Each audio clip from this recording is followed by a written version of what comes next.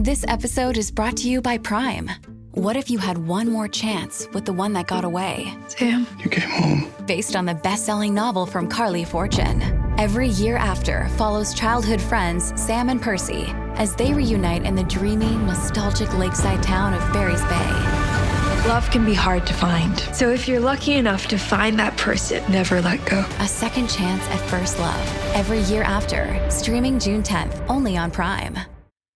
Study and play come together on a Windows 11 PC. And for a limited time, college students get the best of both worlds. Get the Unreal College Deal. Everything you need to study and play with select Windows 11 PCs. Eligible students get a year of Microsoft 365 Premium and a year of Xbox Game Pass Ultimate with a custom color Xbox wireless controller. Learn more at windows.com/student offer. While supplies last. Ends June 30th. Terms at aka.ms/collegepc.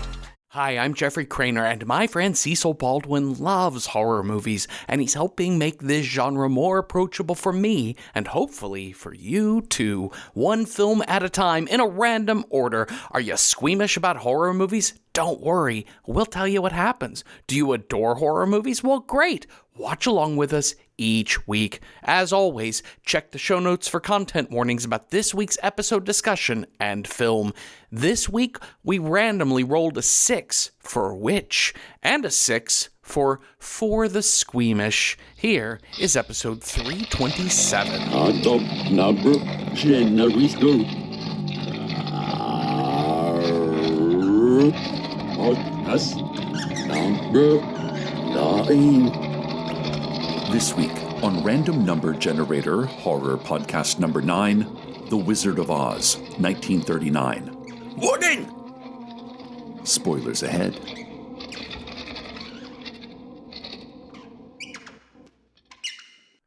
Some art just happens before its time. Often when we say that, we're talking about like oppressions to its message, like Aldous Huxley predicting immersive media and television in Brave New World, or maybe a movie's aesthetic is ahead of its time, like Citizen Kane or Metropolis.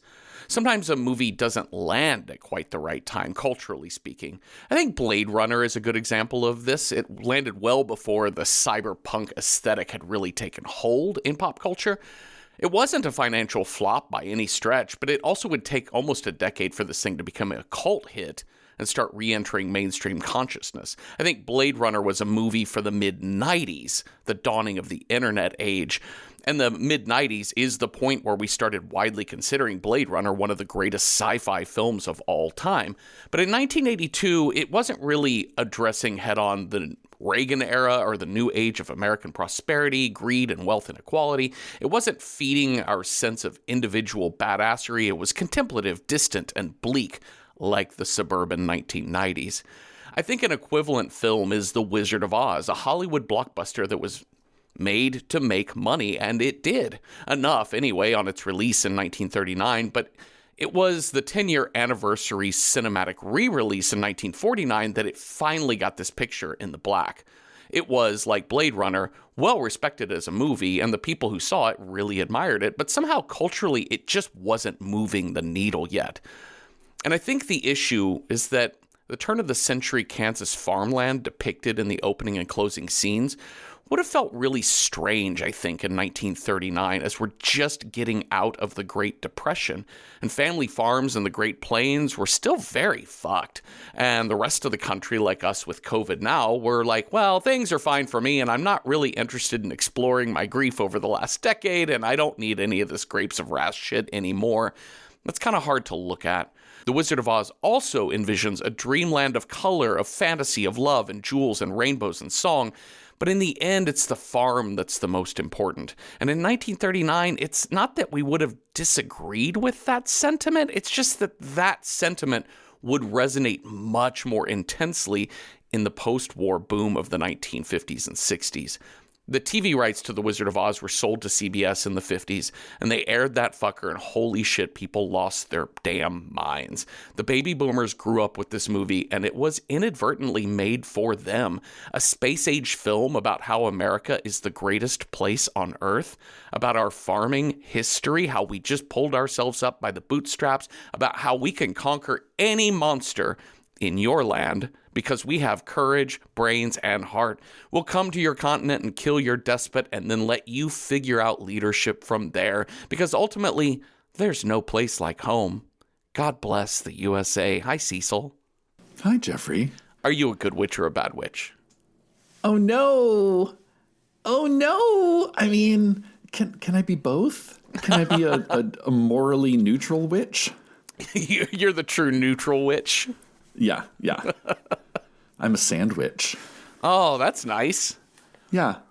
And that's a tough one. I think I'm a good witch. The good witch dresses much nicer. Well, it's like, I think I'm one of those people that I'm look dark on the outside, but have like a soft, good core. Yeah.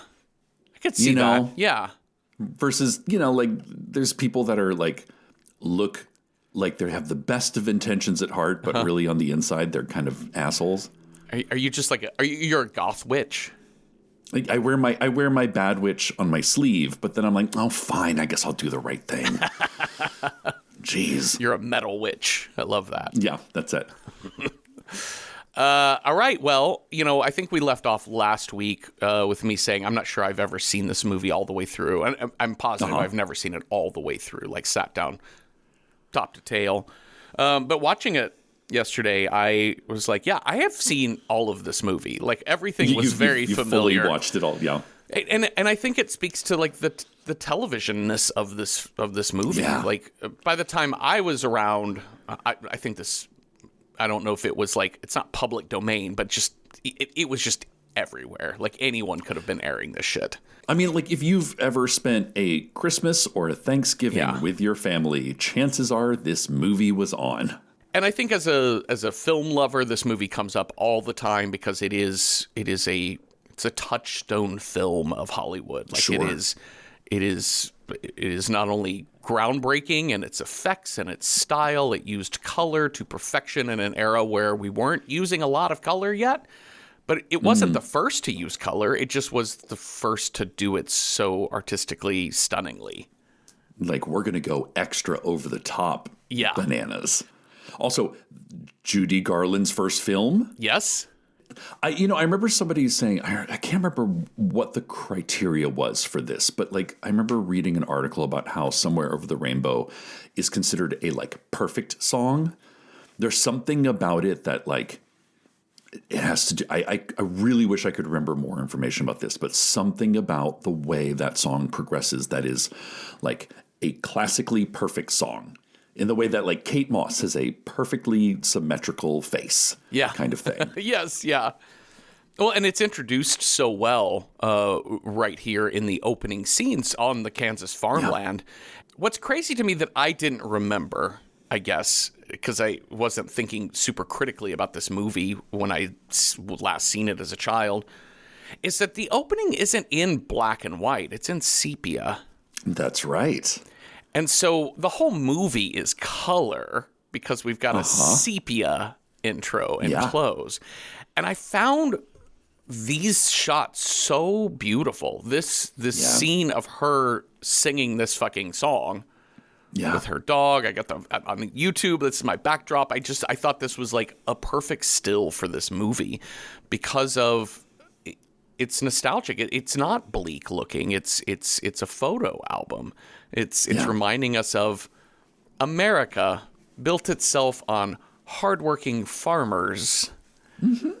That's right. That's how we built our economy. That's entirely how we did it. Who lived honestly and fairly and justly. And anyways, it really struck me this time watching it. I was more struck by the sepia tones of the intro than by the Technicolor of Oz itself.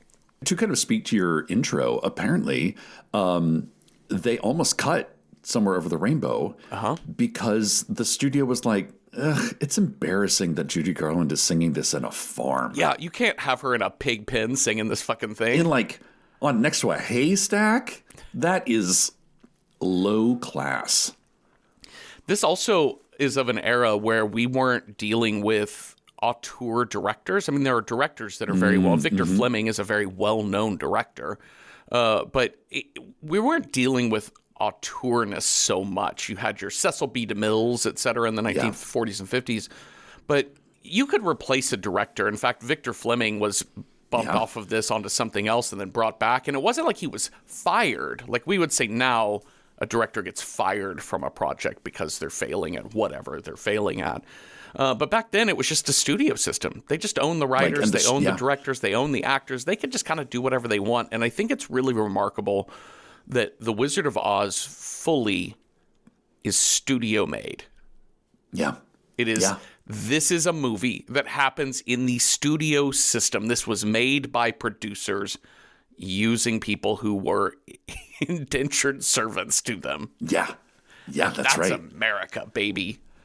Like, I think this movie, maybe the 10 Commandments are like, you know, when you think about like what the studio system did and did well was leave behind these larger than life films. And, you know, because they were probably pretty terrible to work on. Yeah. But they're like, you know what I need? I need more exotic birds. I need actors to stay in costume, even if it burns their skin off. My God. There's so many articles online, podcasts out there, probably documentaries too, that you can find that will go into all of the like crazy bullshit that went down in this movie. And I think I knew about like the paint on our bad witch, and I knew about the paint on the Tin Man, which is why Buddy Ebsen couldn't do that role. He was cast, was shooting, and then got violently ill. His skin turned blue, and they were like, "Are you feeling better? Can you come in?" "It's fine. We'll put the paint on you. We won't see the blue skin. You're good." And he's like, "Absolutely not." Just like, I might die. Yeah. I'm not going to die for MGM. I'm sorry. This is MGM, right? That seems right. It is. Yes. And I think the one that I don't know why I'm shocked by this, Cecil, was the snow on the poppy field. Yeah. I didn't know this at all. That's straight up asbestos. Really? The snow was just grit, like a Parmesan cheese on top. Yeah. But asbestos. Yeah. Just say when. When. Oh, I think I swallowed some. So, anyways, the most American film I have ever seen. Yeah. It's gorgeous, but also kind of toxic once you start actually figuring out what the hell is going on. It's funny because one of the things I told you right before we started, I rabbit holed this a little bit, and I got really obsessed with it just because it's been years since I've seen it, and it's a movie that you know by heart, even if you haven't really, if you watched it like I did. And it's a beautiful film, and it's lovely, and its message is really sweet and wholesome, and it's great. And I just had a lot of nostalgic tears for this movie. And so I started rabbit holing the thing, and I realized I've never read the book. So I just downloaded an ebook from my library and read this thing, which took slightly longer than watching the movie because it's a kid's book and it's really short. Like 3 hours, yeah. Yeah, and it's a really interesting book. They were pretty true to it.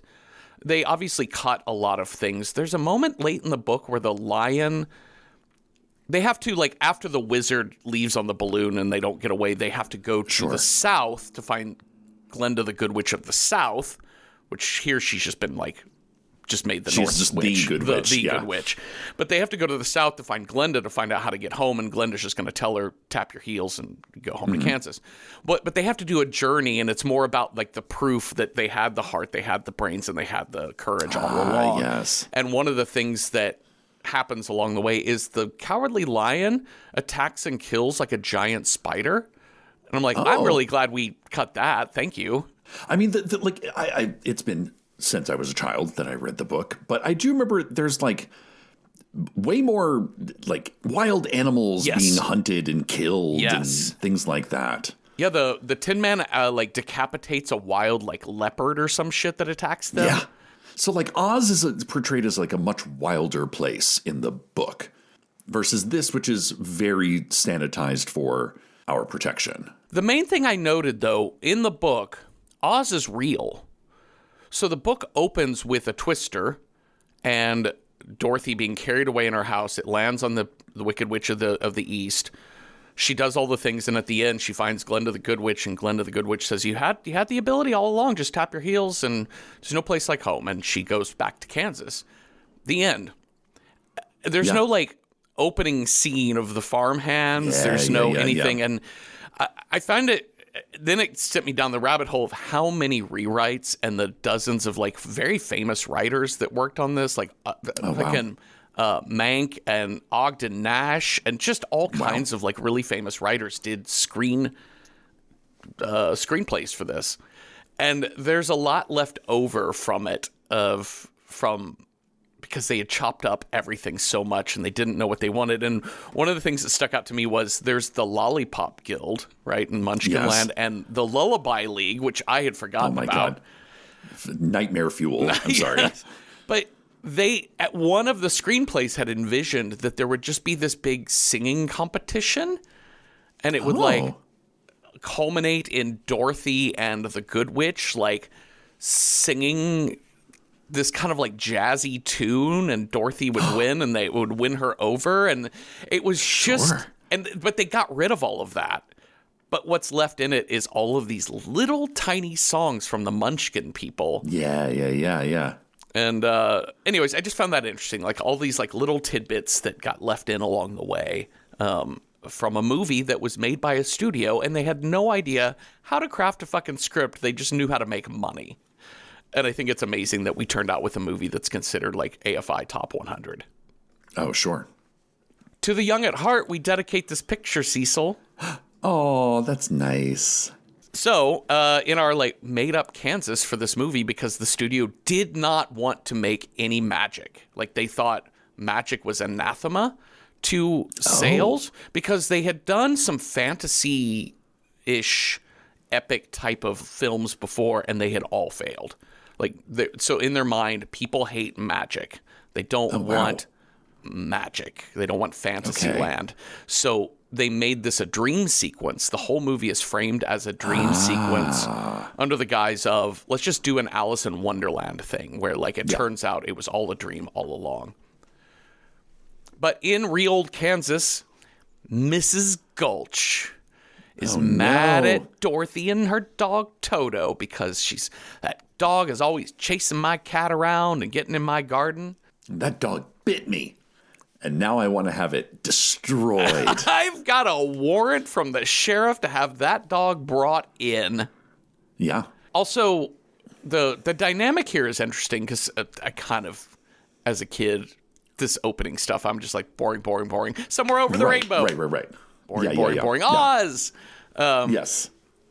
But I'd forgotten that there's the moment in the confrontation between Aunt Em and Ms. Gulch that, that Aunt Em says, just because you and your family own half the county doesn't mean you can push us around. But it is. But it does. It does mean that entirely. Yeah. And being a good Christian woman, I can't tell you what I think about you, Miss Gulch. Oh! Burn. We also have all of these farmhand boys, and one of them, I forget their names. It's like Zeke, Zook, and Zolk or whatever. Hunk, Zeke, and Hickory. Great. Whoever the one that is, they're all the same three actors that are going to play our fantasy boys in Oz. But the one who plays the Scarecrow, again, left by the wayside. There was going to be a whole romantic subplot between Dorothy and this guy. That it was he was supposed to. He was on his way. He was going to go to college.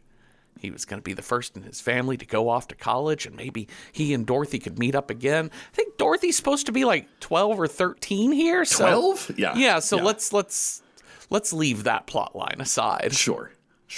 But we're getting into this realm where we're setting up the language of like, what? It's not like I have a head full of straw. You have no brains. If you had any brains at all, you would just walk around Gulch's farm, and then you wouldn't have your dog be tempted by her. And Dorothy's like, I can't hear you right now. I'm too busy playing with the pigs. One of the bigger scenes in this movie that I just didn't remember this at all. I just didn't remember Professor Marvel. Oh, yeah. And I think it's just me tuning out of the pre-Oz sections of this movie. I mean, it visually made sense. It looked familiar. I just didn't remember his character. But she decides to run away because Mrs. Gulch takes Toto. Toto escapes from his basket, runs back to her, and she's like, well, they're going to come back once they realize. We got to get out of here. We're on the lam. Professor Marvel, the most wholesome, just random vagrant on the side of a road. Yeah. Just, barbecuing some sausages in his fire. I love that he's like, oh, close your eyes to attune to the spirits, and then just rifles through all of her shit. Finds a picture of Dorothy and Aunt Em and never gives it back to her. Oh. He just keeps it. Might as well. Might as well. But it's this whole thing of like, yeah, these people are questionable. These vagabonds, these hobos that ride the rails. That was quite the thing when the novel was written. But they're really good people. And then he finds things like, oh, you've run away, but I'm sure there's somebody who misses you back at home. And Dorothy's like, yeah, wait a minute.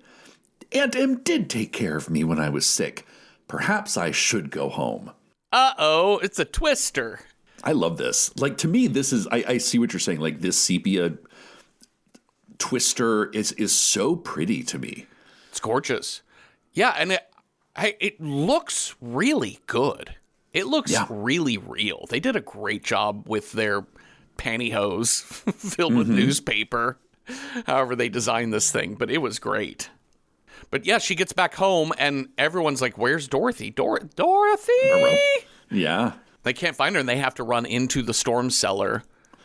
But Dorothy makes it back, misses that part of things, does not know about the storm cellar and only... What she does, she kind of like pounds on the door, but she can't quite get it open in time, so she runs back into the house. And she gets knocked unconscious by a window crashing in. And that house gets yanked up off its foundation and flying through the air. We just see images of Mrs. Gulch on a bike and whatever else flying past. This was always like, even as a kid, I was like, what is going on? There's like two dudes in a rowboat who are like, Dorothy? Some old lady knitting in a rocking chair. It's amazing like how Alice in Wonderland this story already is, let alone this movie is very Alice in Wonderland. And so you're even doing the reverse rabbit hole trick. Like rather than going down into the earth, you're going up into the sky through a tunnel. Into a thing. She even has the famous line, people come and go so quickly around here, which is people come and go so strangely around here. Yeah. Well, we land finally, and we get, I think my favorite shot and probably one of the most famous shots in Hollywood history is her the switch from sepia to color. It's her opening the door from the colorless world into the into the colorful world. And I love, it's such a simple trick. It's so easy. You just shoot the whole thing in color, paint the set and the actor in sepia. It's a body double for Dorothy. Yep. Who opens the door. And then have blue gingham Dorothy just walk through, and all of a sudden it's like, it's really interesting. Like you see just how much color you've been missing. Before we got on this call, you were like, hey, do you think there's a possible queer read on this movie? Might there be? Might there be, Cecil? Might there be? We're asking the tough questions that no one has asked about this film before. No one has ever asked this before. No one's really considered. Do you think maybe leaving the gray of Kansas for the wonderful, terrible, exciting, colorful world of Oz is gay at all? Well, Oz is so wonderful because it makes sense. Because Oz is a place where it is not racially diverse, but like diverse in terms of like creatures, like sentient beings, people of all shapes and sizes, people of all different demeanors and intentions. And the idea that they would question your strangeness isn't there at all. Yeah. They don't. No, like Dorothy lands in a fucking house and they're like, oh, nice. Good one. Very cool. You know what? We got you some shoes. Oh, you killed somebody? That's okay. She was bad. So here, take her shoes. You'll be all right. They're all bitch eating crackers, that witch under her house over there. Yeah. Oh my God. Okay, so she emerges into this world of color. Here's the note that I wrote that I thought was really interesting that I hadn't noted before about this scene, because I always think about it technically in terms of camera work and set design. Mm-hmm. That moment, there's no orchestral swell. It's not silent. No. The music is playing, but there's no like big twinkle up into we don't like emerge on a stinger, basically. And I found that fascinating. It's more of like anticipation. I have a feeling we're not in Kansas anymore, yada, yada, yada. We get the Munchkins emerging and watching her, and then a giant bubble appears, and it is the Good Witch of the North. She's got her crown on. Her arms always out. Always out. She kind of does this thing where she like it's like she's sprinkling her singing on everybody. Like, you get a note, and you get a note, and you get a note. Now, Jeffrey, here's the thing. The like high tremolo, like not a falsetto, but like the singing kind of freaks me out a little bit. The like high, the like warbly, like that. Yeah. The Lollipop Guild and the Lullaby League, I find that more terrifying than anything else. I found it really unnerving. It's not fun. It's like a theremin set to destroy. I think it's one of those things where it would have been so novel in 1939 and it's impossible now. It makes me think of the 1931 Dracula picture, which is wild because of all of the iconography of that movie just got used as Halloween decoration. Same here. Like, I mean, this the witch, and the kind of like the haunted castle, et cetera. Yeah. There's a lot of that vibe there too. That it's just, I think the novelty of the Munchkinland singing style and whole aesthetic, I think it's meant to be I think it's meant to be a little charming and a little unnerving. Yes, I can see that. I think it's also probably indicative of the period before a lot of amplified music. Mm-hmm. So we get this sort of like church lady voice, what I think of as church lady warbly voice. But in a world where microphones and speakers, and that was, like not accessible to most, it really like you sang for the back of the house. Like it's how Ethel Merman, like whatever she's singing it loud. But God damn it, everybody in that theater can hear her. And I think this style of voice was probably very popular because of that. Because, man, it just cuts through right to the eardrums. Yeah. And the acting in this is great. It is also very like stage play feeling. The choices are big and they are bold. Yeah. And they change every 30 seconds. Well, they all had like 50 pounds of costume and makeup on them to. I can't imagine doing this. I got to think. And then Scarecrow. And then you've got a dog that like may or may not act on cue. So you've got to do scenes over and over and over and over again. Oh my God! Don't work with animals. Don't work with children. Yeah, I think Bert Lahr. Like somebody asked Bert Lahr later on. They're like, was it, you were essentially wearing a lion suit made out of actual lions that maybe got washed twice over the course of the production. Like that was, everyone's like, it's horrible. And he's like, yes, but immortal. And that was the whole thing, was like, I feel like whether they knew it or not, I think the people working on this film kind of understood that more is more. Yeah. And we're putting the most more on the screen. And the pay might suck and the days are long and it's a grueling thing. But I think the people involved kind of knew this would be a defining thing for them. Yep. For good or for ill.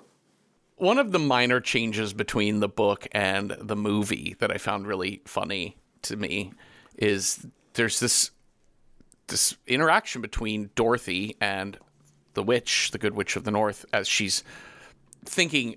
They all think that Dorothy is a witch because she flew her house in and killed the evil Wicked Witch of the East.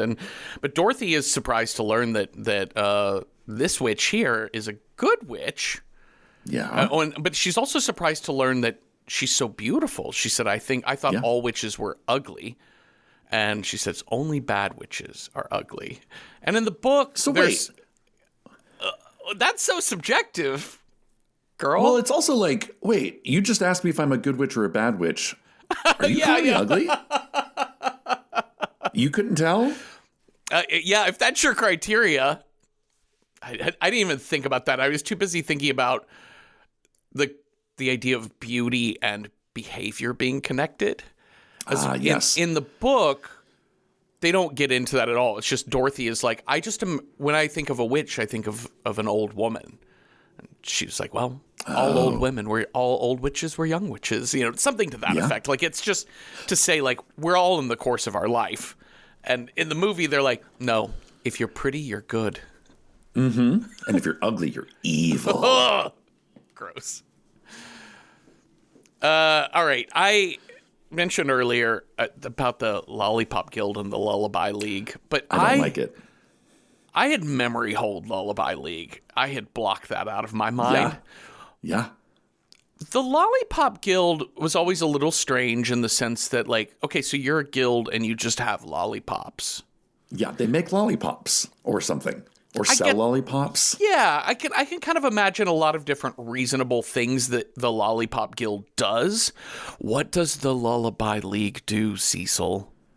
Do they put if you have trouble falling asleep, they show up like they show up on point in their little ballet shoes, and they just stand outside your window and they sing to you a lullaby.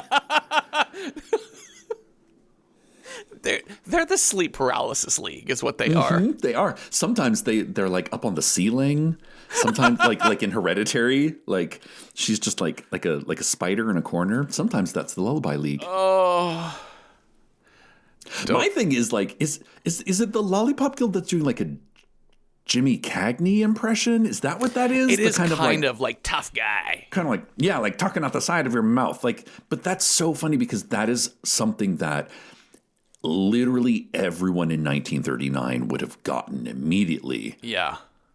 Because that was the blueprint for tough guy. Yeah. And now we're like, what's going on here? But you also still kind of get it. Whether you've heard of Jimmy Cagney or not, you're like, oh, they're like, boys are tough and girls are dainty. Sure. Why not? I also love the sort of the very funny bureaucratic wordplay in the Munchkin Land, in Oz. This whole idea of like, wait, is she dead? Is she actually dead? Here, we need a priest. We need like a public servant. We got to get everybody down the chain as be like, no, she's definitely, truly, irrevocably dead. Mm-hmm. And it's kind of gilding the lily, but isn't that what Oz is? It's literally shiny. Like, how shiny gilding of the lily can we make it? Yeah. That like really going to do like 2 minutes of wordplay about whether the witch is dead. It is bonkers, like how meaningless so much of this intro to Oz is. Like Munchkin, we do spend a long time in Munchkin Land moving zero plot forward whatsoever. No. Yeah. Not until we see the witch. Yeah. It's so funny, this. Like, the fact that, one, Margaret Hamilton and Judy Garland got along famously, apparently. Judy Garland, who was in school at the time, had to miss her high school graduation because she had to go promote some movie. And Margaret Hamilton, like, called the head of the studio and was like, you let that girl graduate. She bought a new dress and she's excited to graduate. I'm giving you an earful.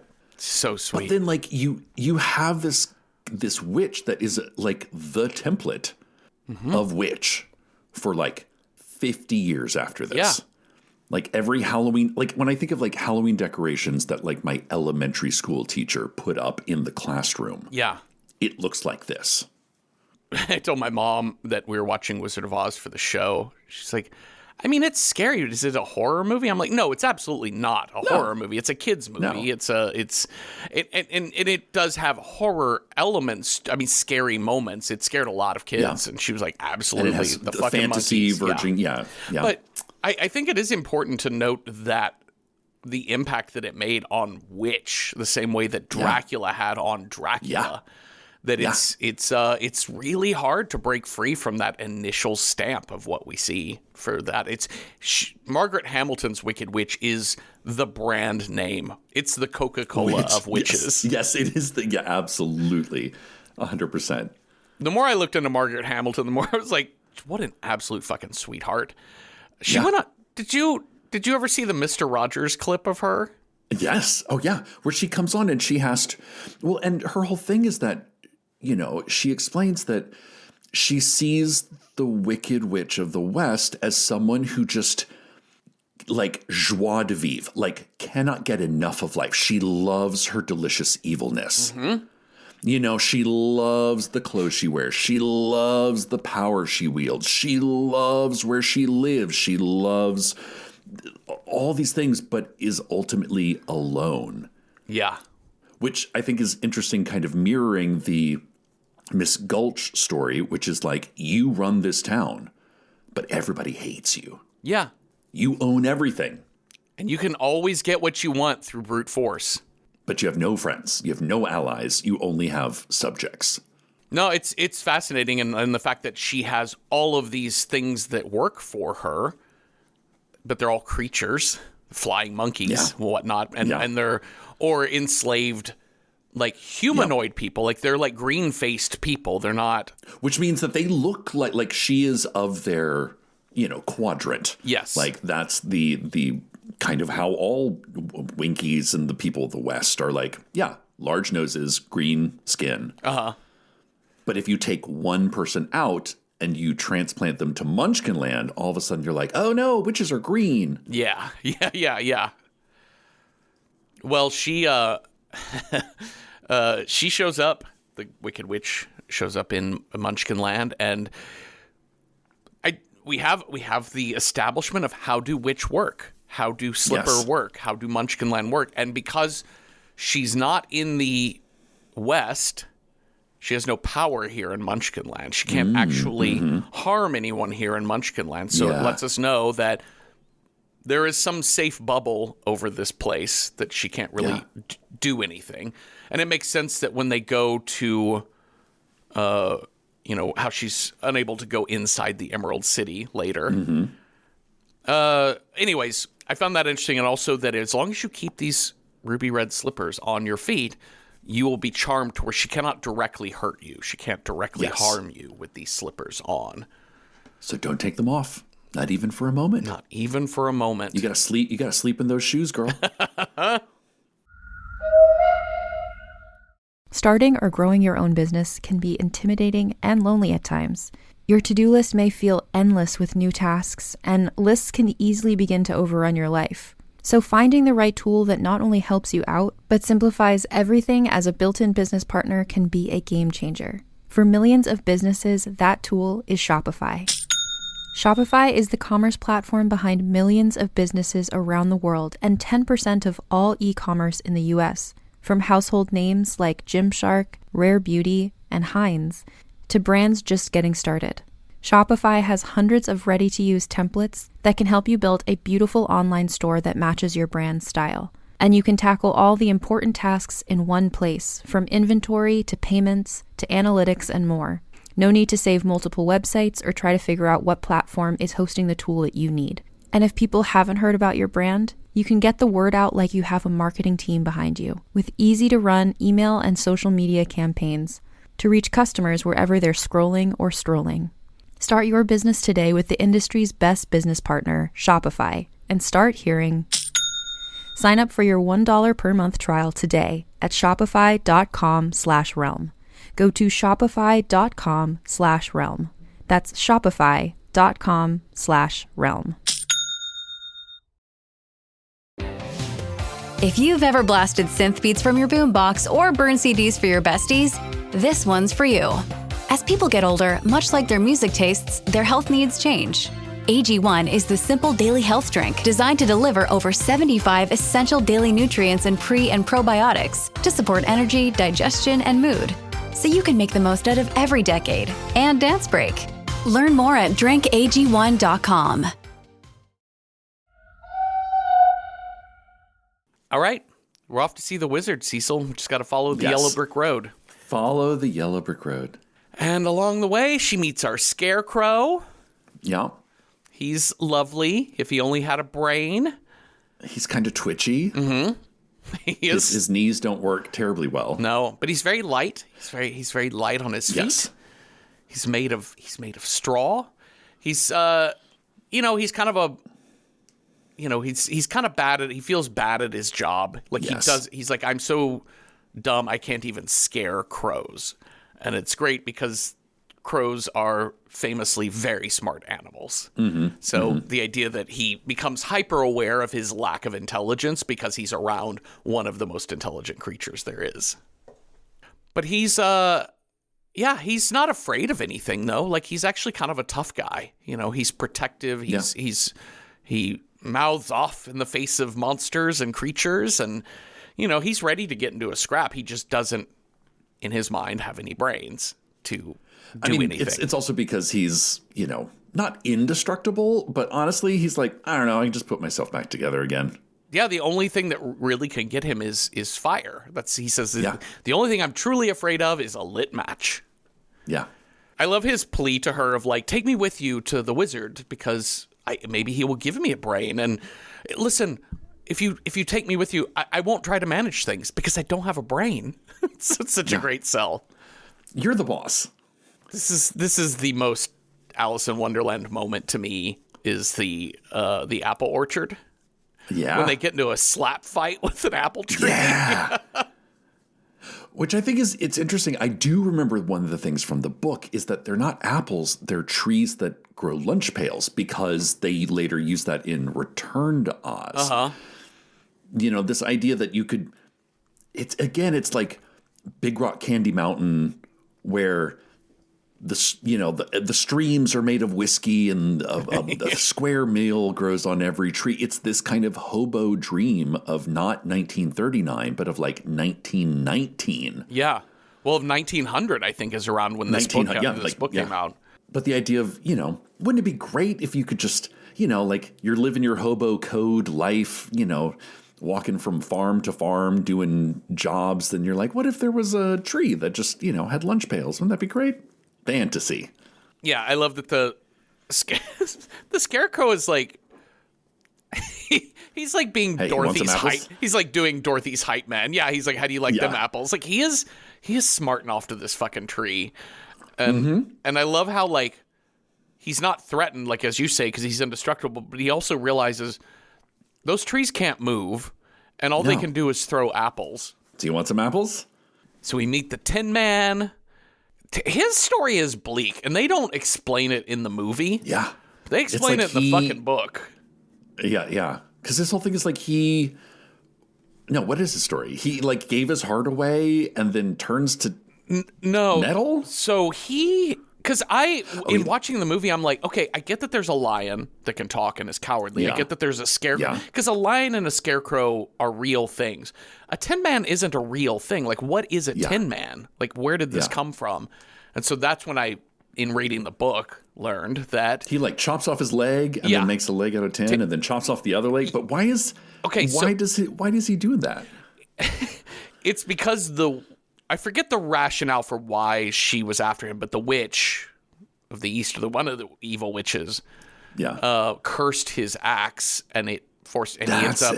But the way he describes it, he's like, "Well, I'm chopping wood, and the axe slipped, and I chopped my leg off. So the local Tin Man made me a new leg, and then I went out and was chopping wood again, and chopped my other leg off, and then it really was like." 'Tis but a flesh wound sort of scene. Yeah, that's exactly what I was thinking. And he ends up chopping his arms off. The tinsmiths keep making more body parts. Then he chops his head off, so they make a new head for him. And then one day he chops the axe into his own heart, and the Tinsmith was unable to make any new organs, so he just now is fully made out of tin, which it is a very, it's a ship of Theseus, right? Yeah. Sort of thing. Are you even a person anymore? Who are you? Yeah. Who even are you? Also, you know what kind of gets me? You know what tin does not do? Rust. Uh-huh. Apparently in like other translations in other countries, like in Germany, I think or maybe Russia, they turned it to the Iron Man. I think Iron Man. Oh, okay. The Iron Man would make so much more sense because iron that's very something much about tin rust. is that it doesn't really rust. Yeah. But I love this idea is like his heart, his lack of heart is all he wants. He wants to feel things deeply. But if he feels things deeply, it will literally petrify him. Oh, yeah. Like his greatest desire is his greatest downfall.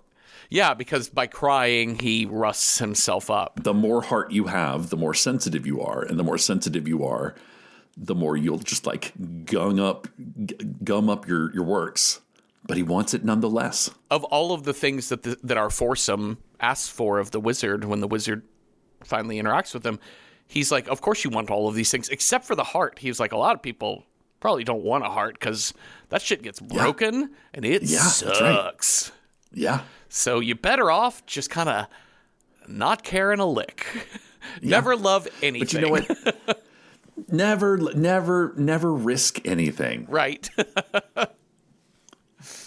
This story has an interesting relationship to what it means to have a heart. I mean, I think it truly wants us all to have hearts, but it is funny, like how much we're kind of like, yeah, but there's really not a downside to brains and courage, but heart, man, if you ever had a cat die on you, you're like, shit, never again with the pets. Yeah. All right, well, they're like, let's bring this guy along. You can ask the wizard for a heart. Oh, God. And then But not before the witch shows up again. Boy, she's like a Super Mario character, just like hurling fireballs at these fuckers. Do-do-do-do-do-do. Do-do-do-do-do-do. But she can't actively hurt Dorothy. So she's like, I don't know, I'll just burn up your friend. Yeah. How do you like them apples? How do you like them apples? That's my favorite line from this movie. Yes, that's right. The famous when Matt Damon says that to Dorothy. All right, now it's late at night, and we're in the creepy dark forest, and we're singing lions and tigers and bears. Oh, my. Which apparently there was a Lions and Tigers and Bears song that got cut. You can tell a lot of these songs got cut. Most every song in this movie is maybe 2 stanzas. Yeah. Somewhere Over the Rainbow is like a complete full song. And there's supposed to be a reprise of Somewhere Over the Rainbow when she's like trapped in the witch's castle. That like Judy Garland sang live on the set and everyone fucking cried and they still cut it. Oh, bastards. Yeah. If I Only Had a Brain also is kind of a realized song that is reprised with each character. Yes. Which is great. Also, like, total crooner standard, If I Only Had a Brain. Like, yeah. Oh, for sure. And now we're going to meet Bert Lahr as our lion. God. So ridiculous. Is this... Okay, so you mentioned the Jimmy Cagney kind of side-talking tough guy for the Lollipop Guild. Is Bert Lahr's lion voice the put him up? Is that that's his? Just him. Okay. I think that's just his... I don't think he's, like, doing a bit of a famous person. I think that is just... That's his choice. Lion, and this is his choice. He's the brand name. He is the Xerox of that voice. But you're right. It is kind of a sort of Mae West, W.C. Fields kind of cadence to it, right? Yeah. Yeah, it feels... Which apparently W.C. Fields, they wanted W.C. Fields to be the wizard. Oh. And he was like, I want $100,000. And they're like, maybe not. Yeah.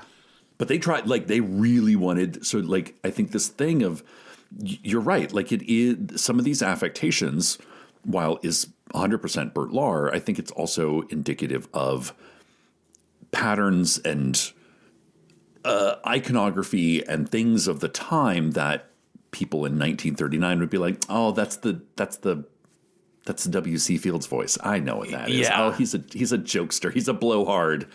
Yeah, and like 87 years later, it's just a little hard without getting into some truly deep film anthropology to really really understand how every element of this film connects to the culture of the time. But he's he's playing tough, but he's not really that tough. Right. And he makes the bad. He's like, I'll beat you up. I'll beat you up. I'll beat everybody. Matter of fact, I'm gonna beat up this dog. Pow! And then he does, and he yeets that dog against a tree. Yeah. And Toto dies. The end. Shall we rate this movie? Yes, let's. Yeah, he comes after Toto, and that's when Dorothy steps up. She slaps his fucking face. Because isn't that the most American thing of like, like it's not cool to beat up other people or to threaten other people, but when you threaten like the little guy, that's our Americanness kicks in. And we're like, bam, bam, bam. Teach you a lesson. Yeah, this is so interesting. There's this, this wholesomeness to this movie. It kind of ties into other, there's always somebody doing kind of aspirational behavior, like model behavior of how we show grace to other people. And strangely enough, like in the course of this show, Basket Case 2 is one of those where you kind of accept the people. And oftentimes it does happen in movies that have either a queer following or a queer read on them, because there's an acceptance of the lie. And even though he does this, they understand you're scared and you're hurt people. You're scared and you're acting out. Tell us what is on your mind. Talk to us. Yeah. And he says, I scare myself sometimes. And I'm just scared and I have to put on this front, but I don't actually mean anything. And they're like, listen, we're going to go see the wizard and he can get you some courage. And he's like, awesome. Let's do it. Great.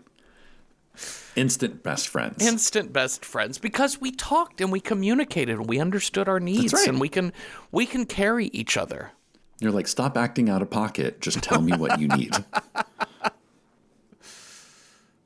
Okay. We get to the poppy fields. I love it. Hey, who wants an opium addiction? Do you? Do you want it? This all made sense to me. They get to the poppy fields and the witch from her castle and her crystal ball. I fucking love this. Poppies. Poppies. Something beautiful on the outside that will kill them. So she puts a spell on the poppies to make them fall asleep, like to release their smell makes them sleepy. Yeah. She out chasing the dragon. That's what she's doing. When I went to the book, and I got really confused, because in the book they're like, as everyone knows, poppies, if you stand in a poppy field for too long, you will fall asleep and never wake up. Is that true?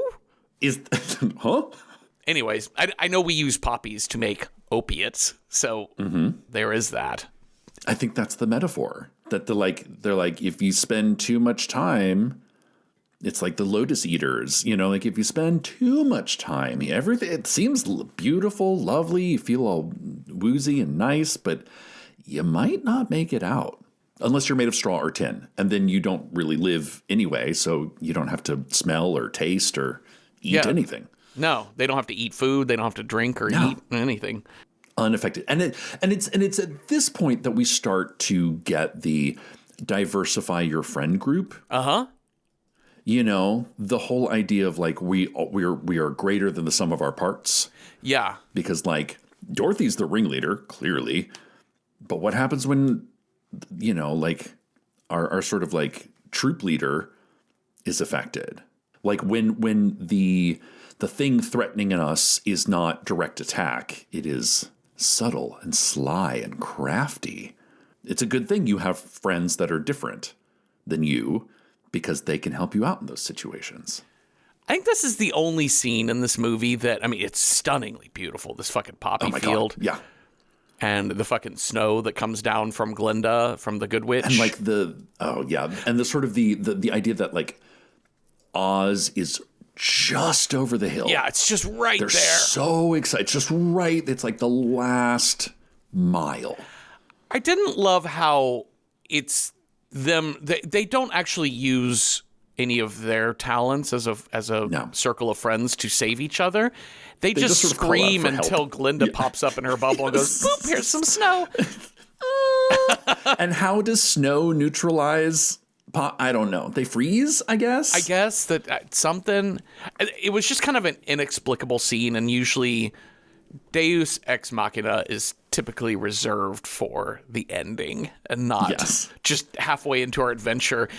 I just felt like this is a dungeon scroller, right? This movie is just a video game where you've got to go from left to right and get to the castle, save the princess. That's it. But this was one along the way where you're like, oh shit, I died. It's like I gotta start back but I get to start back right at this checkpoint because I did make it to the poppy field. You don't have to go all the way back to like the house in Munchkinland. Yeah. You're out of the woods, you're out of the night. Step into the thing that's in the light. This to me is the ultimate. This is kind of where I always pause the movie when it's just like the four of them with the green castle in the background. It's just like it's otherworldly. Yeah. It's also kind of like strangely space age. That's what I was saying. The space ageness of Emerald City's design is really cool. Like the Wicked Witch's castle looks like a castle, like a medieval, earlier castle. But like Oz looks like a spaceship. Yeah. Like it's a little more Art Deco, I guess. I'm wondering about that design because we're going to, in the 50s, that retrofuturism stuff is going to get, or actually futurism is going to be. Yeah, yes. Later we got into retrofuturism, but like, the futurism of the 1950s and 60s, of the space age, of the Cold War era. Sort of the Rocketeer kind of look. Yeah. But this seems to precede that a lot. And some of this style and design was from, 10 years earlier in Metropolis. And clearly we didn't have space age, but even like 20,000 Leagues Under the Sea, that, the idea of the inner space exploration of the Earth. They're like, let's go steampunk. Let's go full steampunk. I think the first like really kind of like creepy horror-y effect in this movie is the witch flying to Emerald City. I think it's it's fully like character on strings zipping across a studio set, but it is unnerving. The way she moves is kind of strange. The pacing is odd. The trail of black smoke is upsetting. And I do love that she just basically is doing some skywriting over the city. That's it. She's just doing some shit talking real quick. Yeah. You suck. S-U-K. All of the word comedy at the gates of the Emerald City. I mean, that's a horse of a different color. Oh, they ring the doorbell. Did you just ring the doorbell? Did you not see the sign? And they're like, No. Sorry. Oh, the sign's missing. Here's the sign. Doorbell out of order. Please knock. Knock, knock, knock. Oh, that's much better. Good Lord. And then we see the horse of a different color that changes color every scene. Lovely little bit. Which apparently was gelatin, is dyed gelatin. And so they had to shoot these scenes really quick because the horse would just start licking itself and would lick all the color off. You can see the horse licking itself. And I'm like, you put the horse on the horse. 'Cause Yeah, you did. Great. If it would only be weirder if you glued it on. I do love that they're like, hey, you all look a little road ragged. How about a shower? Yeah, would that be great? That's kind of a rude thing to say. You're going to have a house guest for the weekend and they come over and they're like, oh, come on in. You know what? Let's get you showered up before we go out for the evening. Plenty of soap. Plenty of soap and towels. I had always said like the most backhanded present you could give somebody was soap. Happy birthday. Here's some soap. Clean yourself. I give people toothpaste. Oh my God. I would be so mad. If I gave you toothpaste and floss for your birthday. Happy birthday. I'm thinking of you and your stank ass mouth. It's like buying your wife a vacuum cleaner or something. Yeah. Okay. We're going to have a spa day. It's so lovely. Yeah, like the Tin Man gets like a little bow tie and gets all buffed up, and the lion gets a bow in his hair. He gets a bow and he gets the curls and his nails are done. That's not gay at all. There's no way that that's gay. No way. I'm surprised I would have loved, because just like you go to the doggy spa salon and you get the doggy's little nails painted. Get like a little red or a pink on your poodle. They should have done that for him. I'm sad that they didn't. Yes. Give him some highlights. Some colored highlights. Okay. Spa day. We're going to have a great time. This is total utopian paradise. This Oz, this land of Oz. What is money? What's just people just out of the goodness of their heart. I could not help but to feel like this American notion of invading other countries, toppling their dictator, and then being like, here's someone who can run it. See ya. Like La Llorona. Like the actual dictator from the fiction film La Llorona is based off a real-life Guatemalan dictator that we put in place. We empowered for him to take charge and murder millions of people. And I'm not here to tell you that the previous dictator was great, but there was not a genocide happening before we did. So the idea that the wizard isn't really a good leader, but things are in a level of stability in his country, at least. Superficially, Oz is doing great. Yes. But we're not here to actually look at the system of the problems within the system, because this does seem like a city that could financially collapse very quickly because they don't seem to be based off of any industry except spa. Spa and carriages. Spa and carriages. That's what we do. We just go from place to place. That's kind of it. But nobody gets in to see the wizard. No. No way, not no how. But man, when he pieces out, he's like, I'm going to put this man I just met in charge. See ya, back to Omaha. Yeah. Okay. The witch wants Dorothy. Surprised that there's no sense here that the city doesn't turn on her. It seems like the obvious choice here, which is the city to be like, wait, who's Dorothy? This girl? Yeah. Oh, you can have her. Yeah, we don't know who the fuck she is. But she does have these cool ruby slippers. Yeah, which is keeping her there. Which is like, kind of makes her untouchable. I love the little detail in the book that's like, as soon as you get into the city of Oz, you are issued these emerald glasses, and everyone wears their emerald colored glasses. And then like they go through this whole thing, and then as they're leaving to go like off to defeat the witch, they take the glasses off and they're like, they look back at the city, they're like, wait, everything is just white. Yeah. It's like a silver city. Yeah. Nothing was emerald at all. Yeah. So good. All superficial. Absolutely. You know what America's biggest export is? Stories about itself. Streets are paved with gold? Totally, man.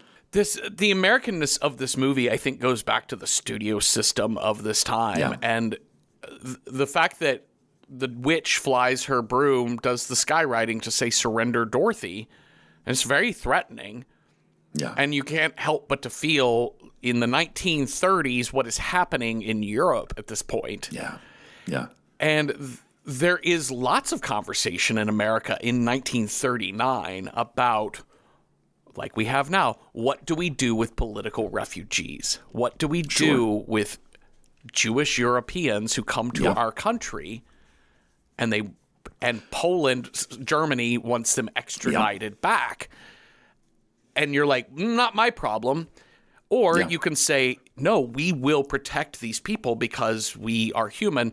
This movie just doesn't do either. This movie has no opinion on that whatsoever. And it's in the era of the auteur, in the era of the director-led Hollywood, not the producer-led Hollywood, we would have statements like that. We would have to have an opinion on a thing because you can't avoid that that's what we're talking about here, you guys. Yeah. But in a studio-made film... Dorothy's a refugee. Dorothy is. Yeah. Asylum. Yeah. Even if temporarily. Yeah. But in a studio-led Hollywood, in a producer-led Hollywood, we're never going to deal with that. And it's so American to not have to deal with that. Because that would cut into our money. This movie uses the word slave over and over, and yet there is nary a black person to be seen. No. Because that's not the slavery we're talking about.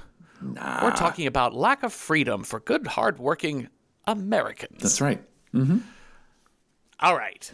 So we get to Oz. The great and powerful. Gotta talk to the great and powerful Oz. And they're like, absolutely not. Nobody gets to see Oz. You do not get an appointment with Oz. But that Glorious official leader sees no one. But Dorothy has her breakdown moment where she sobs and she cries. And Professor Marvel told me that Auntie M was sick and she might be dying and she'll never get to see me again and I'll never get to see her. And the city official's like, okay, fine, I'll take you to see Oz. Nothing more powerful than white women's tears. That was the original title of the film. Mm-hmm, that's right. Does this movie count, by the way? I thought about grabbing my little title bell. I mean, they say The Wizard of Oz so many times. But it's... Yeah. I don't know. It's like such a character name. It's like you can't... The Wonderful Wizard of Oz. Yeah, it's just... I don't know. It's just got to be in there. It's spoken. It's sung. It's... Yeah. Okay, so we're going to go see The Wizard. The Wizard is really sci-fi. It's very sci-fi, very scary, actually. Like, it's kind of, giving, like, Brain from Another Planet. Mm-hmm. Which, again, like, we won't get into until, like, the 1950s. I was thinking about, as a kid, I remember getting, like, as a little kid, watching cartoons, seeing the Flintstones. And there's the whole subplot in the Flintstones where there's the weird green Martian thing. Brainiac. No, what was... Oh, God. This is going to drive me crazy. The Great Gazoo. That's it. Why is there a Martian?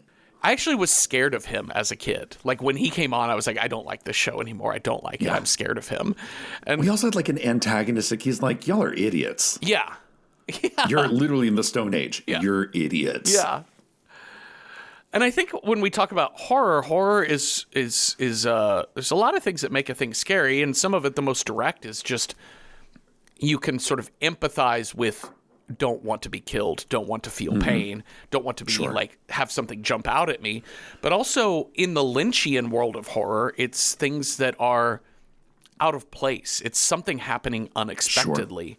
I think I've mentioned before on the show about the pool repairman scene from Mulholland Drive, because it's set up for what's his name's character to come home, Thoreau's character to come home, catch his wife in the act, and what you expect is like a big fight, a big moment of like, oh no, he was just leaving, but they're just sitting up in bed, very clearly having just had sex, and be like, what are you doing? You should leave. Yeah, unaffected. And it's actually scary, the unaffectedness of it. And I think The Great Gazoo and the Flintstones is a similar thing for me as a child of like, this doesn't match. Why is this here? Martian don't involve cave people. Yeah. And when we see the face of the wizard, it's just a thing we haven't seen before. And that's the disembodied head is fucked up.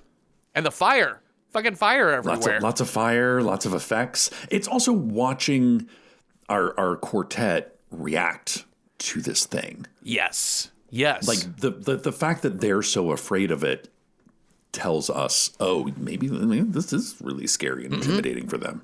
So he is not going to give them what they want unless you do me a favor. You got to go kill. You got to go. He doesn't say kill. The book, he says you got to go kill the witch. But in this one, he's like, you have to bring me the broom of the Wicked Witch of the West. But the only way we could do that is just shoot her dead. And he's like, yeah. You said it. And chop, chop. So they've got to go through the, what do they call it? It's the Halloween Superstore Forest? The Haunted Forest. Yes, it's the Haunted Forest. With like crows and owls with red eyes. Yeah. And 1 more mile to the witch's castle. I'd turn back if I were you. Amazing. In the most spooky font. Mm-hmm. Also, like, one thing I noticed, the Scarecrow has a gun at this point. What? So, like, they're walking through the forest, and they have all these, like, witch-killing device. Like, okay, so, like, I think the lion has one of those giant, like, old-fashioned, like, poison, like, thing, and it says like witch deterrent like the on it. Yeah. Yes. And that sort of disappears. But literally the Scarecrow has like a pistol. Oh my God. I was disassociating at this point. I'm like, what's happening? Where are we? They send the flying monkeys. Yeah. See, this was the part that like was very scary to me as a kid. Because this is scary in the way that like when they put that human face mask on the Rottweiler in Invasion of the Body Snatchers, the 70s one, that's the way it's scary to me. Too Uncanny Valley. Yeah. Like, I logically know there's a person inside of that monkey outfit, but I can't tell if the face is a monkey face or a person face, and I don't like that. It's violent, too, because not only are they scary looking, but the violence that they enact on this crew, because we see them carry Dorothy and Toto away to the castle. Yes, because the witch is very clear. She's like, I need Dorothy alive. The rest of them don't care. They knock the lion out of the way, they knock the Tin Man out of the way, and then they are just gutting. Yeah. They are inside of the Scarecrow's body, just tearing out his innards. But pretty gleefully, I might add. Yeah. And it's fucked up.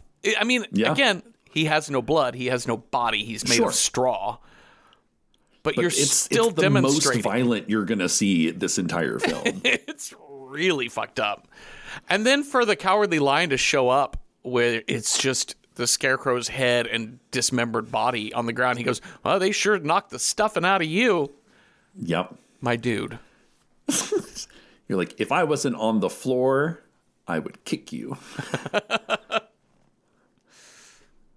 Well, we learn that the witch cannot just yank those slippers off of Dorothy. Because Dorothy's like, listen, I give you the slippers, just let me go. I don't want you to kill my dog. Right? I don't want you to kill my friends. I don't give a these fucking...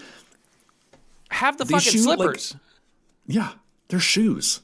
And they apparently belong to your sister, so I guess have at it. Yeah. But the witch can't even touch. I love this special effect. The nails, the zap. It's great. They don't really explain what she's doing, what the witch is doing here, but she says, well, I can't. It's kind of the logic is I can't just shoot you in the head. Yeah. Because it's witchery. Like you have to do, there's a process to getting you to die. So she sets a timer. She puts an hourglass on it.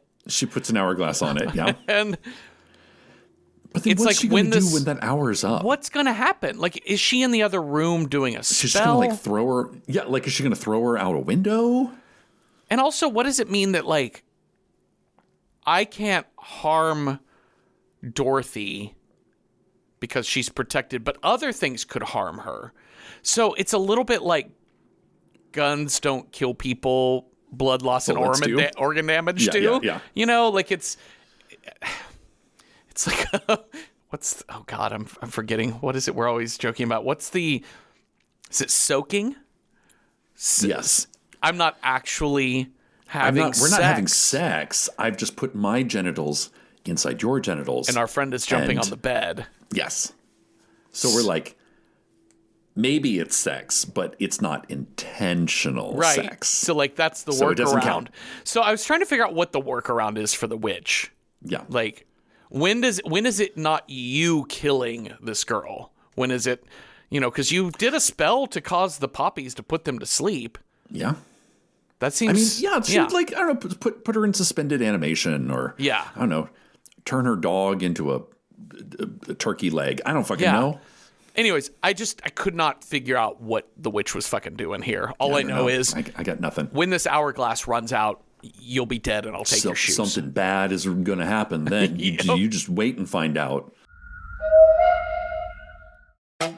Zootopia 2 has come home to Disney Plus. Let's go! Get ready for a new case. We're gonna crack this case and prove we're the greatest partners of all time! New friends. You are... Gary the Snake. And your last name? The Snake. Dream Team. New habitats. Zootopia has a secret reptile population. You can watch the record-breaking phenomenon at home. You're clearly working it. Zootopia 2, now available on Disney Plus, rated PG. This episode is brought to you by Perfect Bistro Cat Food. Cats, this ad is for you. Has your human ever called you picky, persnickety, choosy? If so, Perfect Bistro Cat Food is for you. With ingredients like wild-caught tuna and pasture-raised lamb, tantalizing textures, and delectable flavors that meet even the most discerning cat standards. You're not picky, you're just perfectionists. Perfect Bistro, mealtime perfection for every cat. Have your human visit perfectbistro.com. Our hero boys are working their way to the castle. They get jumped by some Winkies, by some castle guards. Yeah. But they got Toto. Toto made it out, and he's kind of like he does the lassie up a trick. mountain. Yeah. Yeah. He does the exact same thing he did to Miss Gulch. She thinks she got him, and he jumps out the back, goes back for reinforcements. The movie does a really great job with the scarecrow arc of if I only had a brain, and throughout their whole journey, he is always the one who's like, okay, I have an idea. Let's do this. And it always works.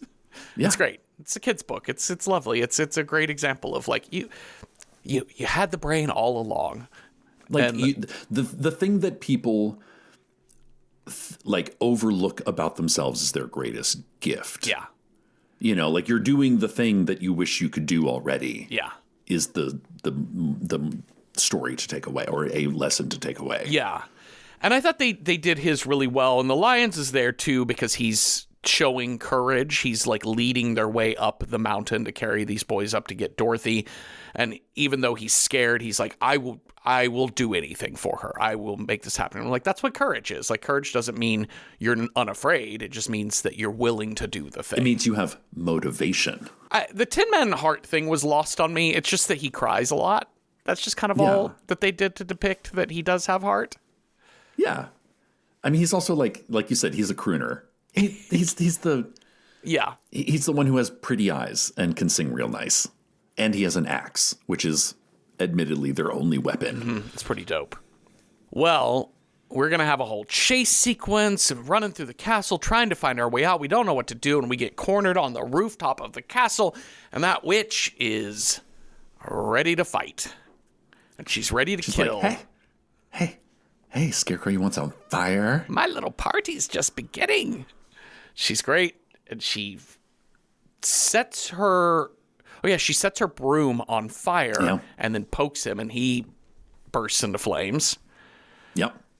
And Dorothy, in an effort to put him out, there's a barrel of water just right there. Mm-hmm.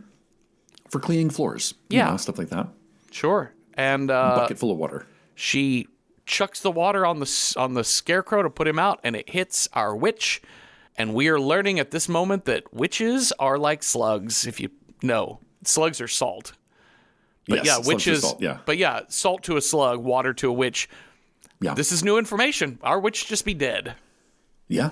I mean, it again is like, do you think that there's any like knowledge or understanding of like sort of Salem witch trial? The idea of like dunking witches. Oh, sure. Yeah. Is the witch's Achilles heel, as it were? Yeah, I guess there's something to that, though. Water and witches obviously go together. Like, it makes sense. Like, it's not ludicrous. It's just very funny of, like, how do we kill this seemingly... And it's... unkillable, powerful, the most powerful creature in all of Oz. And we kick the movie Signs in the shorts for this all the time. Yeah, sure. I don't think we kicked this movie enough in the shorts for this, because it is a kid's movie, so that's fine. But I'm like, I did remember that as a child watching this to be like, what? Wait a minute, what? Wait, I guess I didn't watch this movie from the beginning. Did we set up that water and witches? Is that a thing? What's happening? And I think that's the difference between this and Signs, is that it's like, in Signs, like this child has this premonition like this, some sort of understanding of like a grand scheme of things than like if I just drink water and leave the glass. And this is like, nope, just sometimes you kick over a rock and you find the thing you need, you know? Yep, that's true. That is true. Well, we killed the witch and all What of a world. What a world. All my beautiful wickedness. This is the only monologue you need for auditions, is to do the dying Wicked Witch monologue. And, all the guards are like, hell yeah, she's dead. Oh. Dude, we're free. This is where, like, in The Wiz, this is one of my favorite scenes in The Wiz, in which, like, all the Winkies kind of have these, like, big bulbous costumes on. And then they sing, Can You Feel a Brand New Day? And they kind of, like, take off the skin that they were forced to wear. I love it. I've never seen The Wiz. I need to see The Wiz. I don't know how I've never seen The Wiz. I mean, it is like this, and it is a Fantasia kids movie, but there's some amazing stuff. I mean, the Quincy Jones soundtrack clearly is where it's at. But it's also, again, like The Wizard of Oz, the scary moments are kind of scary for the youngins. Yeah. Like you kind of, if you're 6, 7, 8 years old, you're seeing things you're like, oh, I don't like it. Yeah. Well, they go back to Oz, and look, we brought the room. Yeah, we got our wishes, bitch. And he's like, nah, come back tomorrow. I don't know. And they're like, no, we came back today because that's what you told us to do, and we did the thing. So pay the bill. And it's Toto that strolls on over and yanks the curtain back.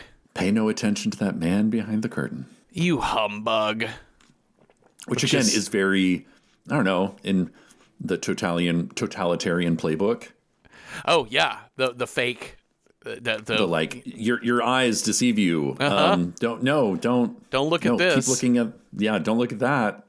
Look at the thing that I put up on the big screen. They're very forgiving of this wizard, which I would not have been. They are. Dorothy says, "You're a very bad man." He's like, "No, I'm a good man. I'm just a very bad wizard." Which is a funny line, but also, are you a good man? Because the way in which you decided to get rid of us as opposed to just sending us on like a snipe hunt, right? Yeah. You actually... and not just a snipe hunt, like something that politically is advantageous to him. Because either one, the witch is going to kill these 4 and he never has to hear from them again. Or 2, they kill the witch and then he doesn't have to deal with the witch anymore. Yeah. But he didn't think that they would because the witch is super powerful. So he's like, never going to see these 4 again. Again, what does it mean to kill a person? Like what does it mean to be responsible for someone's death? Yeah. And he is responsible for these 4 and the dog. And I'm just like, oh no, you're a bad wizard and a bad man. You're actually a better wizard than a man, I think, because you've created this really cool effect here. You have like science. You're a science wizard. You're Mr. Wizard. You're a Mr. Wizard. Yep. But you're also an opportunist, which again is a very American thing of like, you know what? I found a loophole and I got rich. Is it bad? Is it good? Does it matter? And it's funny because all of these characters that have doubles, that are double cast, the trio of men are all the farm hands back in Kansas, with Dorothy, and then the wizard is Professor Marvel. Yeah. And what's interesting... He's also the gatekeeper as well. Oh, I didn't clock that. So, like, he is because originally they had wanted W.C. Fields as the part of the wizard. Oh. And so they were like, I don't know, just put him in another role. Yeah. But the idea that the wizard is his own gatekeeper so he can, like, size people up before they even get into his chamber. I don't even know why I wasn't thinking that through, but it makes total sense. My question, though, was really about, like, how the Lion, the Scarecrow, and the Tin Man, we don't see a lot of the farmhands, but they all kind of exhibit elements of the characters that they'll be in Oz. But Professor Marvel and and Oz himself are very different in their morality, because Professor Marvel is a good man. Professor Marvel sees a girl running away from home, and while he does lie to her to be like, close your eyes and I'll do this magic trick, and he steals a photo, he does the trick that any kind of like, tricky psychic would do of like, I just got to find some information to make them think a thing. It is a scam. It's a grift. But he is doing it to get this girl to go back home, because he knows for her life and her safety, she shouldn't be running away from home. I mean, it's assuming a lot that she's not coming from a bad home situation. Right. But he's also not forcing her back. He's giving her the information to make her own choice. And so he's a manipulative person. But he's like that. I mean, he's a manipulative humbug. But his ultimate goal is her safety. Other people's good. He wants her safe, and his presumption of her safety is to get back home. And for Oz, he didn't give a shit about their safety. He's like, actually, it would be fine if you just went and died and got killed in the forest. Yeah. So fuck this guy. He's looking after his people. Sure. He's looking after the people of the Emerald City. He's looking after his job. Yeah, that's it. To make them feel safe. Again, with the superficiality, he can't give Scarecrow brains, but he can give him a diploma. It's the only thing. Yeah. It's like, listen, all these people, just because you're smart, just because you have, doesn't mean you're brains. Yeah. You just need a certificate saying you have a brain. And then weirdly enough, then he like all of a sudden knows a bunch of shit. He all of a sudden knows like Pythagorean theorem or whatever. Yeah. He just recites that. What? I thought this was a little weird. He gives the Cowardly Lion like a medal for courage. And I'm like, that, sir, is stolen valor. You can't just pick up a Purple Heart at a Army Navy surplus store and wear that around. Yeah, you can. Look, and it doesn't even hurt when he pins it to his chest. Oh my God. Look, you just wanted recognition. And to the Tin Man. Yeah, this is the one that makes he's like, man, hearts suck. Until they make a heart that can't be broken. I don't even know why you'd want this. So instead, here's a watch shaped like a heart. It's a clock on a puka shell necklace. So he's like, hey, you heard of Flava Flav? It's going to be all the rage in 60 years, my dude. I also this weirds me out because I can't tell what's on the chain, because to me they look like teeth. Yeah, I couldn't understand what. I think they're flowers. Okay. But to me, they look like you have a watch chain made out of teeth. That's pretty dope. That's pretty good. That's pretty metal. Okay. But Dorothy is like, I don't think there's anything in that black bag for me. And he's like, no, not really. But have a thought. I am from Omaha. Oh, that's right near Kansas. Good job. I'll drop you on my way home. Yeah. Let's fill up the balloon and we'll fly home, because that's how I got here. I got caught up in a twister flying home, and I'm like, is this going to work, you guys? I have serious doubts. There's a lot of variables that probably had to come together, but instead we're just going to see how high we can go, and hopefully we'll end up in another land. So let's get in the balloon. Let's call a Blueber. That's a balloon Uber. I am absolutely not taking hot air balloon lift. You're not taking a hot air balloon Uber? No. Or a Blueber? A Blueber? Would you call a Blueber? He just shows up and is like, "Hey guys, I'm the wizard. Yeah. Good to meet you. This is what I look like. This is what I look like. Totally truthful here. Totally not pretending to be anybody I'm not. And this guy, who's made of straw. But he's super smart. Congratulations. I have chosen him to be your straw man." Oh my God. I felt for this dictator. I felt for this poor Scarecrow here because I was just thinking about I've been in groups I remember being in a writer's group once when I was first out of college living in Dallas, and kind of went to a couple meetings, and there's just kind of some people in charge of organizing the schedule and sending the emails and things like that. And I got put immediately in charge of the thing because the person who was doing it is like, oh, do you want to be on this? And then they kind of like just moved everything to my plate and then kind of pieced out. And I was like, I think I'm done here. Yeah. But I think Meg had that play about why I'll never take a pottery class. Yes, because sooner than you think, you're going to be running the pottery. You're not going to be teaching the class. You're going to be doing all the administrative shit that nobody wants to do. Yeah, and so he pushes that onto our Scarecrow and whatever else here to be like, these guys are running the thing. See ya. Yeah. But Toto jumps out of that balloon because he sees a very pretty Burmese cat. And it's like, got to go see what's up with that cat. And the balloon takes off as Dorothy jumps out to go get Toto. Well, later. Glinda shows up and is like, hey, should have told you this earlier, but you had to figure it out for yourself. No. But those shoes... Go home whenever you want. Yeah, you just gotta click your heels together 3 times, and it'll just leap you right back to Kansas. That's pretty cool. Do I get to keep the shoes? No, they disappear. They fall off in transit. Yeah. So we have the big goodbye, and it's just...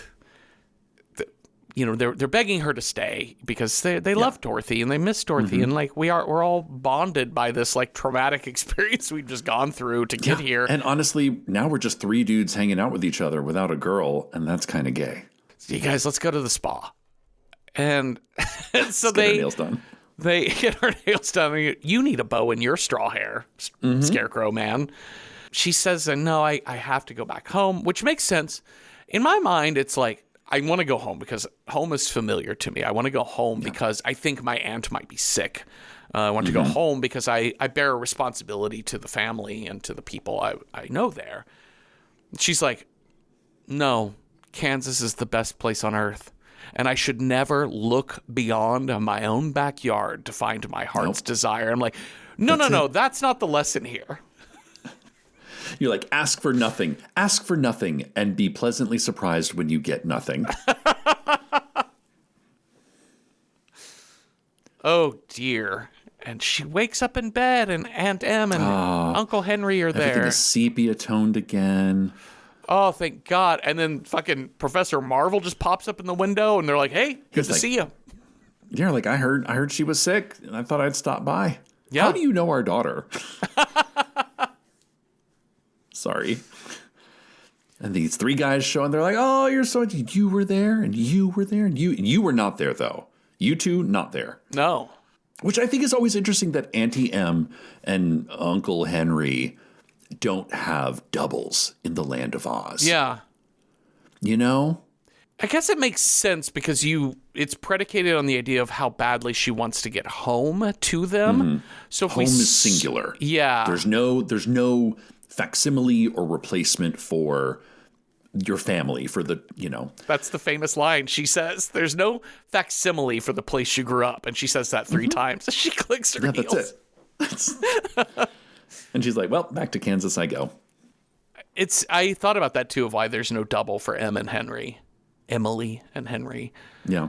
But I think it's because she misses Auntie Em so much and so longing to see her again, that it's sort of, you could kind of understand why the farmhands or the cousins or whatever these boys are that work at this farm, it's understandable that she wouldn't recognize them under all of the makeup or as these other characters, but it feels like she would know Aunt Em anywhere by face. Yeah, no, that's true. That is true. It's also, we've kind of set up Auntie Em and Uncle Henry have no time for her in the beginning. Right. They're kind of like, get the fuck out of here, Dorothy. We're trying to do work. Yeah. Go away. And it's the 3 guys who are like, they love giving her attention because they're good at their job, but they're also like a little like, oh, look, a welcome distraction. Well, there is no place like home, and I'm not going to leave here ever again. Just shut up. Just stop at no place like home, Dorothy. That's it. Yeah. You're on a Kansas farm. You're going to want to move around a little bit, I think. You know, broaden your horizons a little bit. Tulsa's nice. Yeah, right? Little Rock. Little Rock's great. That's everything's up to date in Kansas City. I hear. The end, Cecil. Shall we rate this film? Yes, let's. All right. How approachable is this for the horror movie-averse? We got to this by rolling which and for the squeamish. So on a scale of 1 to 10, with 1 being not approachable and 10 being very approachable, I mean, this is 10 out of 10. I know the monkeys are scary, but, like, they're scary for kids, like, as an adult. Yeah, you might have flashbacks to how they traumatized you when you first saw this movie, maybe. I don't know. But this is really no content warnings other than maybe the flying monkeys, I guess. But, like, it's a sweet, wholesome kids movie. It's bright and colorful. It's from 1939. There's no blood, no guts. The violence in it is... Hope you don't mind being lit on fire. Yeah. Just, it's fine. It's pretty simple. So 10 out of 10, there you go for approachability. But to speak nothing of approachability, how do you rate this movie as a horror film, Cecil? As a horror film, I do have to say it's like a 2. Yeah.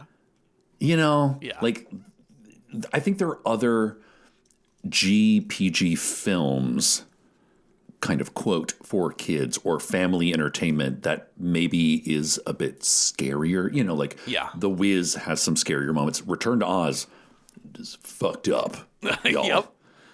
So, yes, I think this is like in the same way that nostalgia is a very potent drug.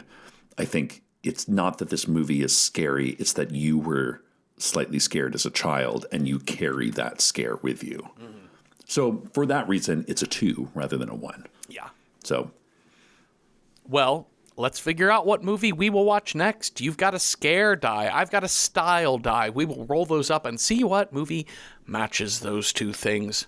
Cecil, if you roll a 1 on your scare die, our next movie scares clowns or dolls. 2, a monster. 3, evil science. 4, a psycho killer. 5, a creature with no legs. Or 6, phenomena, something supernatural in its power. That's a 4. Psycho killer. Qu'est-ce que c'est?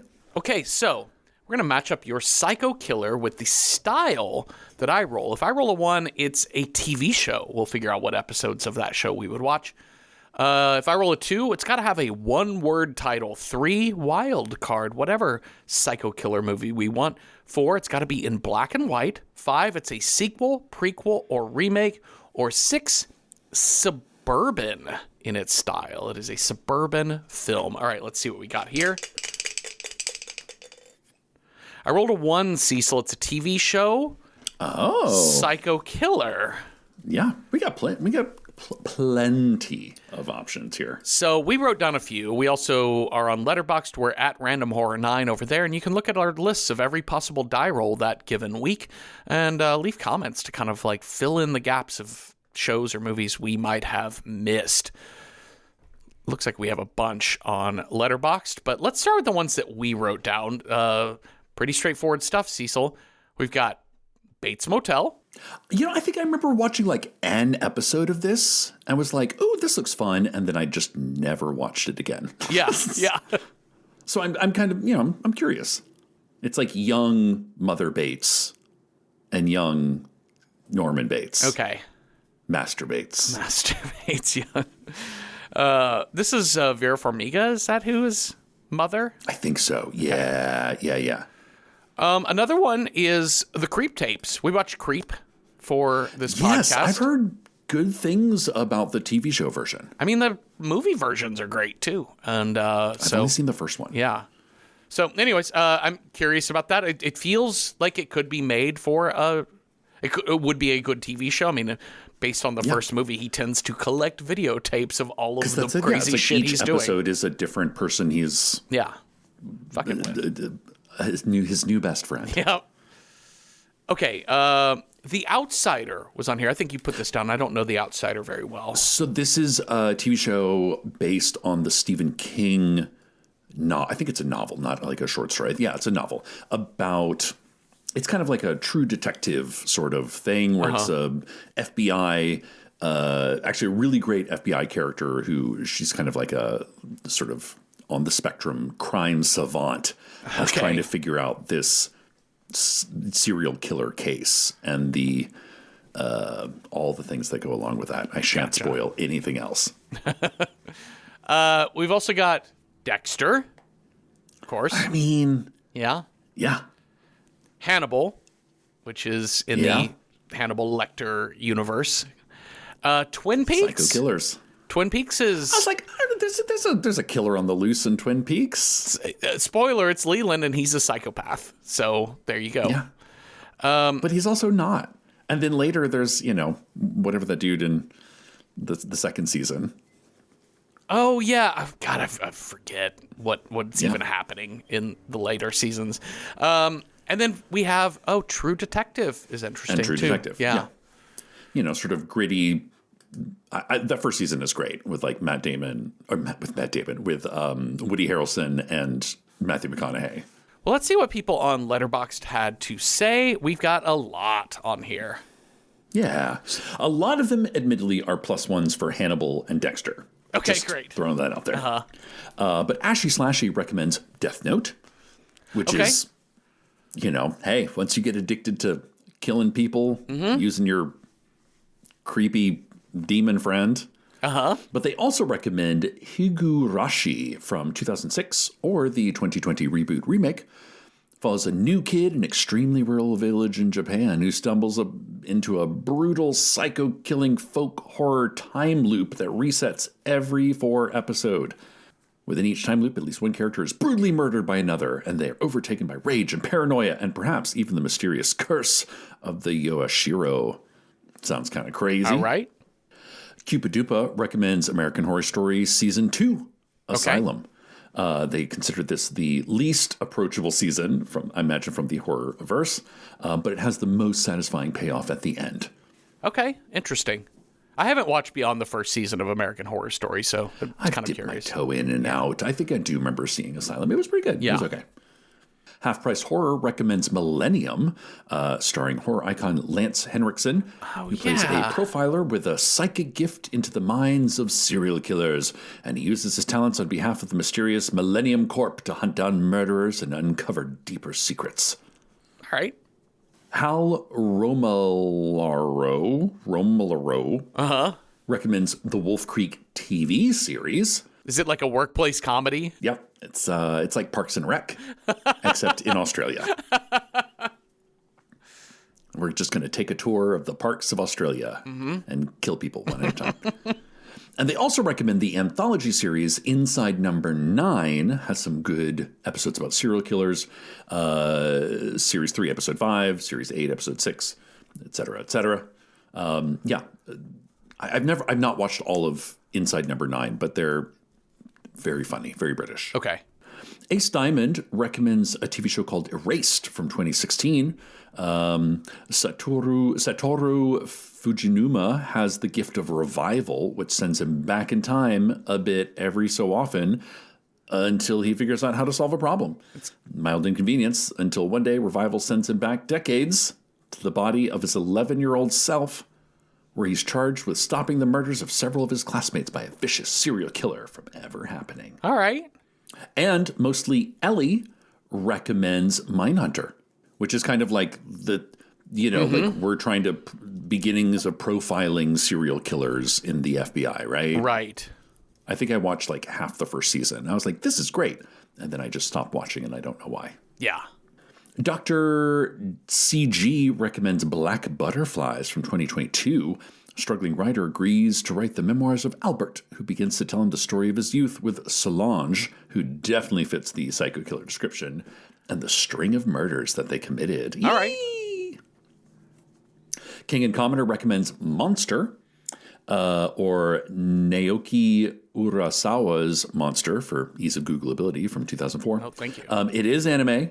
It is also one of the best anime films of all time, according to King Commoner. If you can push it, I recommend the first 4 episodes that has completes the prologue of the story, and a total length would still be less than 2 hours. Okay. The story is a practicing neurosurgeon in Germany. He saves the life of a young child instead of a wealthy donor, causes his entire life to collapse. Ooh. Bobby Joe Font recommends Harper's Island from 2009. A serial killer stalks a destination wedding on an island with a history of murder. I love histories of murder. Oh, this is really funny. Aetherius recommends the finales of season 3, 4, and 5 of Psych. Okay. Fake psychic detective engaged in a battle of wits with the ruthless yin-yang serial killer. Okay. What is speaking to you, Cecil? You know, when you say psycho killer and TV show, honestly, it's kind of a toss-up between Dexter and Hannibal. You know? Yeah. Like, those seem like the most we've centered the show on the serial killer, not on the finding of a serial killer. Yeah. So, like, things like True Detective, Twin Peaks. The Outsider is like, no, this is about a police procedural to catch a serial killer, versus Dexter and Hannibal is like, it has elements of that, but it's more from the serial killer's protagonist. Yes. So do you want a serial killer that kills serial killers, or do you want a serial killer that befriends the person he's been trying to hunt down? Yeah. He's trying to hunt him down. I mean, it's a style choice, right? Because the Hannibal is like the tense psychological thriller, whereas Dexter is the comic book. It's it's graphic novel style horror. It's full of splashy colors, and in fact, he has a superhero arc to him. Like, he learns he has a mutant power that has to be honed. Sure. Right? I mean, that's the first episode of Dexter. I've only seen like the first season of Dexter, and I stopped watching because it was literally giving me a migraine. Yeah, Dexter's a lot. Too shiny. Yeah. It was too shiny. The colors just made however they were filming in Miami just was making me. I couldn't do it. I feel like Hannibal is. I don't know. Hannibal's like you said, it's a little more psychological. Cat and mouse. Of the aesthetics, I prefer Hannibal. Yeah. I've seen both of these, the first seasons of both of these shows before, and I think Hannibal is more my speed. Dexter is a little much for me. So if we were down to those two, I'd be interested in that. And then like a dark horse contender would be the Creep Tapes. I was about to say Creep Tapes is interesting because Creep Tapes would be more of an anthology thing, right? I've not seen the show. I don't think they're connected. Hold on, I'm just gonna. I don't think. At least that's what Shudder made it seem like. Yeah, I mean, just Wikipedia just says under plot, it says the series takes a look at different tapes of Peach Fuzz and his various victims. So, I would be kind of interested in a show that is an anthology because it makes it kind of fun to do these shorts. So that's a thought too. Some of the others, I think Twin Peaks and True Detective might be too much of a stretch for like when we have such good horror options. Yeah, those are a little bit adjacent, and we just came off of a heavily adjacent show. Creep Tapes feels most horror of that Dexter and Hannibal. I feel like the modus operandi of Hannibal and Dexter is to give you interesting psychological characters. Versus Creep Tapes is like, hey, you want to be scared? Yeah, you want to watch a fucked up person do some fucked up shit. That's true. Because Hannibal is very horror, as a TV show, is very horror adjacent. I mean, it does some gross out stuff. It has some scares to it, but artfully decorated dead bodies. Yeah. And Dexter is very gross, but it's lots of splatters. Lots of splattery. Do we want to flip a three-sided coin? Like, do we give the fans what they want? No. Or do we go off in our own direction? Because listen, like, is +1 for Hannibal all up and down the Letterboxd? Yeah. Well, Judy would have done it for her fans. That's what Judy would have done. Give the fans what they want. Honestly, shall we just watch Hannibal? Give the fans what they want? It was the most highly +1 thing on our Letterboxd.